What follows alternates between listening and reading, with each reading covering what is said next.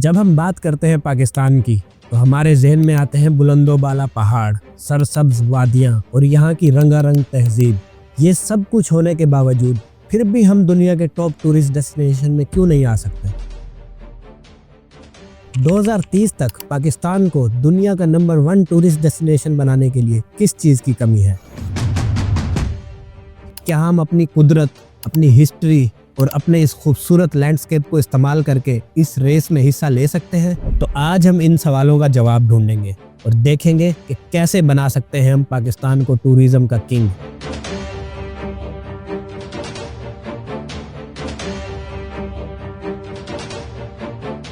सोचो, एक ऐसा मुल्क जहां एक तरफ बुलंदोबाला पहाड़ तो दूसरी तरफ ना खत्म होने वाला रेगिस्तान। और अगर बीचेस की बात करें तो बलोचिस्तान जैसी बीचेस शायद ही आपने कहीं देखी होंगी। 5 दरिया इस धरती के सीने में बहते हैं, दुनिया की दूसरी बड़ी नमक की कान और अनगिनत कुदरती रिसोर्सेज मौजूद है यहाँ। तो फिर ये मुल्क दुनिया का नंबर 1 टूरिस्ट डेस्टिनेशन क्यों नहीं है? पाकिस्तान के नॉर्दर्न एरियाज जैसे नारान, कागान, सवात, स्कर्दू, हुंजा, ये सिर्फ पाकिस्तान के लिए ही नहीं बल्कि पूरी दुनिया के लिए अनमोल खजाने हैं। K2 जो दुनिया का दूसरा सबसे ऊंचा पहाड़ है, हर साल कई डेयर डेविल क्लाइंबर्स को अपनी तरफ अट्रैक्ट करता है। अगर मलेशिया, इंडोनेशिया और यूरोप के कई मुल्क इन्हीं पहाड़ों से बिलियंस ऑफ डॉलर्स कमा सकते हैं तो पाकिस्तान क्यों नहीं?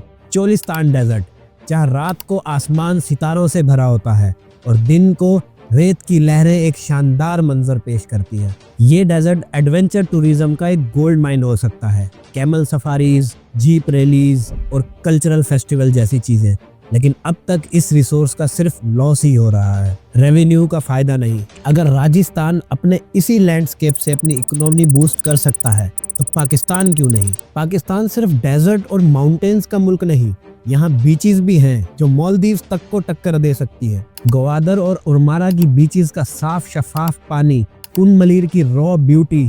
मगर अफसोस, ये सब सिर्फ लोकल लोगों तक ही महदूद है। यहाँ होटल्स नहीं है, रिजॉर्ट नहीं है, सिक्योरिटी का कोई इंतजाम नहीं है, गवर्नमेंट का कोई प्लान नहीं है। तो कोई आए तो यहाँ क्यों आए घूमने? अगर दुबई अपने रेत के टीलों के साथ दुनिया का नंबर 1 टूरिस्ट कंट्री बन सकता है तो पाकिस्तान अपनी इस नेचुरल ब्यूटी का फायदा क्यों नहीं उठा रहा?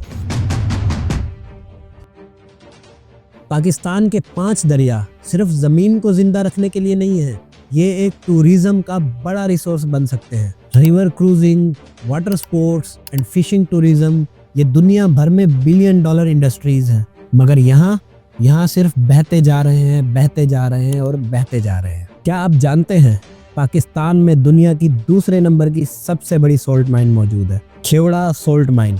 हर साल हजारों टूरिस्ट इसकी तरफ अट्रैक्ट होते हैं, मगर हम इसकी पोटेंशियल को एक छोटी अट्रैक्शन तक ही महदूद करके बैठे हैं। यहाँ पर एडवेंचर टूरिज्म, हिस्टोरिकल टूरिज्म और थेरेपी सेंटर तक बन सकते हैं। मगर अफसोस, ये सिर्फ सोचा जाता है, किया नहीं जाता। पाकिस्तान का हुस्न किसी भी मुल्क से कम नहीं, लेकिन ये सिर्फ देखने की चीज बन के रह गया है। सिर्फ इसके बारे में बात हो सकती है, लेकिन इसे हम अपनी इकोनॉमी का हिस्सा नहीं बना पा रहे हैं। हम कुदरत की दी हुई इन रिसोर्सेज को इस्तेमाल करके पाकिस्तान को दुनिया का नंबर 1 टूरिस्ट डेस्टिनेशन बना सकते हैं, या फिर हम दूसरे मुल्कों की टूरिज्म लिस्ट देखकर अफसोस करते रहेंगे।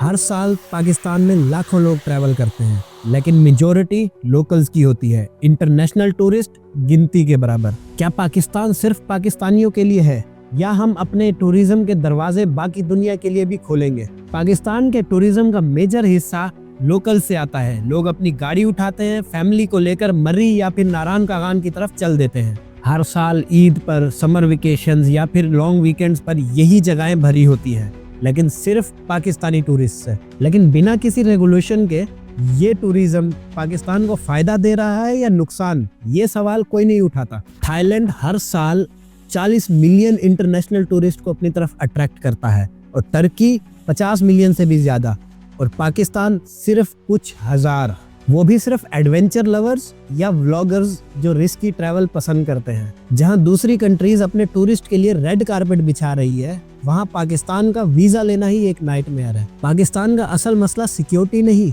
बल्कि परसेप्शन भी है, जहां दुनिया की नजर में अभी भी ये डेंजर जोन है।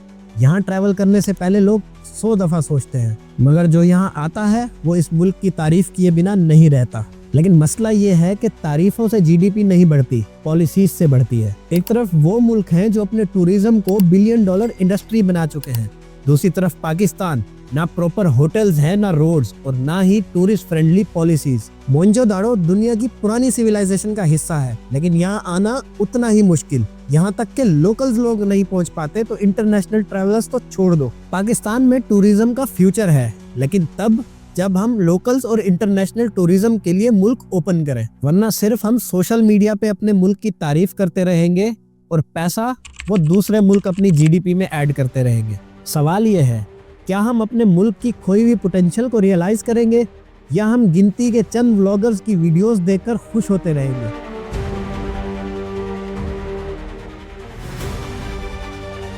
पाकिस्तान एक ऐसा मुल्क जहां एक तरफ तो खूबसूरत लैंडस्केप्स हैं और दूसरी तरफ उन्हीं लैंडस्केप्स का बेरहम एक्सप्लॉयटेशन। एक तरफ डाइवर्स कल्चर और हॉस्पिटैलिटी है और दूसरी तरफ माफिया का कब्जा।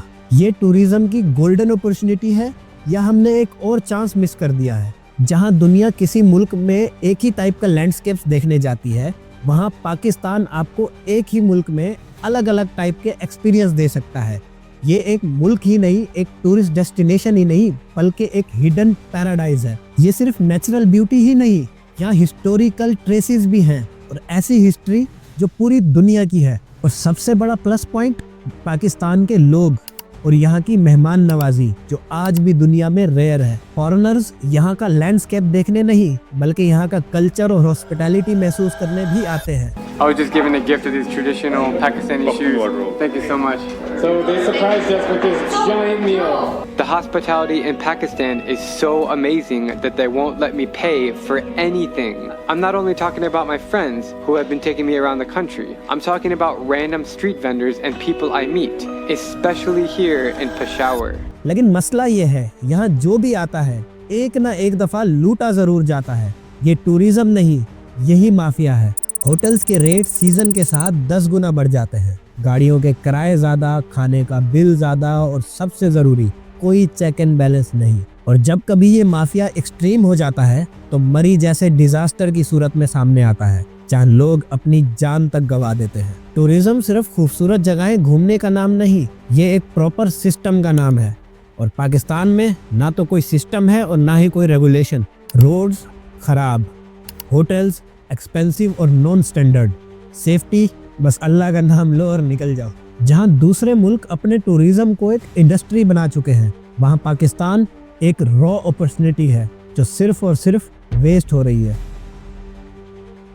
पाकिस्तान का टूरिज्म एक गोल्ड माइन है, लेकिन जब तक इसे सही तरह यूटिलाइज नहीं किया जाता, ये एक लॉस्ट ट्रेजर ही रहेगा।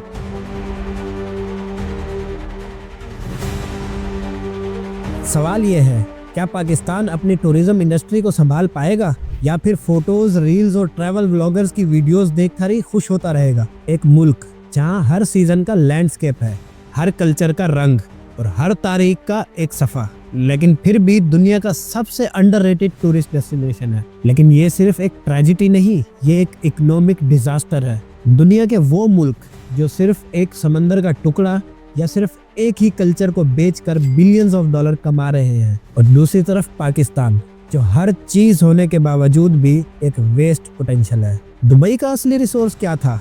तेल नहीं, उनका असली रिसोर्स था विजन, और पाकिस्तान के पास इसी की कमी है। पाकिस्तान का मसला लैक ऑफ प्रमोशन नहीं, लैक ऑफ प्लानिंग है। जब तक कोई सिस्टम नहीं होगा तो टूरिस्ट सिर्फ एक बार एडवेंचर करने आएंगे, बार बार नहीं। होटल का रेट, ट्रांसपोर्ट का स्टैंडर्ड और टूरिज्म को एक इंडस्ट्री समझने वाला इस मुल्क में कोई नहीं है। सबसे पहला स्टेप तो अपना वीज़ा प्रोसेस ही इजी करना होगा। जब कोई यूरोपियन और अमेरिकन पाकिस्तान आने की कोशिश करता है तो उसको एक पेनफुल वीज़ा प्रोसेस से गुजरना पड़ता है। दूसरी तरफ दुबई या थाईलैंड, इंडोनेशिया, एक ऑनलाइन फॉर्म भरो और वीज़ा आपके पास। टूरिज्म सिर्फ अच्छी जगहों का नाम नहीं है, ये एक इंफ्रास्ट्रक्चर का नाम है।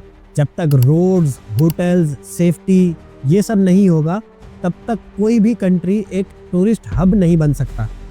माफिया को ख़त्म करो, हर टूरिस्ट डेस्टिनेशन पर एक फिक्स्ड रेट सिस्टम हो और जो भी इसे तोड़ने की कोशिश करे उसके अगेंस्ट एक स्ट्रिक्ट एक्शन लिया जाए। अगर दुनिया को नहीं पता चलेगा कि पाकिस्तान में क्या है तो वो नहीं आएंगे। हमें छुपने की नहीं, अपनी खूबसूरती दिखाने की जरूरत है। अगर पाकिस्तान एक प्रॉपर प्लान बना ले तो ये ना सिर्फ एक टूरिस्ट डेस्टिनेशन बल्कि दुनिया का नंबर 1 टूरिस्ट हब बन सकता है। लेकिन सवाल ये है, क्या हम सिर्फ वीडियोस देखकर ही एक्साइटेड होते रहेंगे या हम इस कंट्री का फुल पोटेंशियल अनलॉक करने का कोई प्लान बनाएंगे? पाकिस्तान का ये मसला नहीं है कि यहाँ टूरिज्म का पोटेंशियल नहीं है, मसला ये है कि इस पोटेंशियल को कभी सीरियसली लिया ही नहीं गया। जब दुनिया के छोटे छोटे मुल्क अपनी इकोनॉमी का बड़ा हिस्सा टूरिज्म से बना रहे हैं तो पाकिस्तान जैसे मुल्क के पास ये मौका क्यों नहीं है? अगर सही प्लानिंग, इंफ्रास्ट्रक्चर और एक प्रॉपर सिस्टम हो तो सिर्फ एक डेकेड में ही पाकिस्तान दुनिया का नंबर 1 टूरिस्ट हब बन सकता है।